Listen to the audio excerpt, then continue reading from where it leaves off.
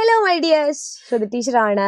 അപ്പോൾ നിങ്ങൾക്ക് പരീക്ഷയ്ക്ക് വളരെ പ്രധാനപ്പെട്ട ചില ചോദ്യങ്ങളൊക്കെ പരിചയപ്പെടുത്താമെന്ന് വിചാരിച്ചിട്ടാണ് കേട്ടോ. അപ്പോൾ നോക്കാം, നമ്മളോട് കവിതാ പൂരണം അല്ലെങ്കിൽ കവിത എഴുതുക, കവിത പൂർത്തിയാക്കുക എന്നീ ചോദ്യങ്ങളൊക്കെ ഉണ്ടാവും. അപ്പോൾ മക്കൾ എന്ത് ചെയ്യണം? നല്ല വൃത്തിയിൽ നിങ്ങളുടെ ഭാവനയ്ക്കനുസരിച്ച് കവിത പൂർത്തിയാക്കണം. ഒരു മുൻവർഷ ചോദ്യമാണേ. വിവിധ വർണ്ണങ്ങളുടെ പൂന്തോട്ടങ്ങളെ നിങ്ങൾ കണ്ടിട്ടില്ലേ? മനോഹരമായ പൂന്തോട്ടം നിങ്ങൾക്ക് ഇഷ്ടമല്ലേ? പൂന്തോട്ടത്തെക്കുറിച്ച് ഒരു കവിത എഴുതുക അല്ലേ? ഒരു കവിത എഴുതുക, തലക്കെട്ടും കൊടുക്കണേ എന്നാണ്. അപ്പോൾ ഇഷ്ടമുള്ള രീതിയിൽ നിങ്ങൾക്ക് കവിത എഴുതാം. അതായത് ഒരു പൂന്തോട്ടം നിങ്ങൾ കണ്ടിട്ടുണ്ടെങ്കിൽ ആ രീതിയിൽ എന്തൊക്കെയാണ് പൂന്തോട്ടത്തിൽ ഉണ്ടാവുന്നതെന്നൊക്കെ നിങ്ങളുടെ ഭാവനയ്ക്കനുസരിച്ച് കവിത എഴുതാം കേട്ടോ.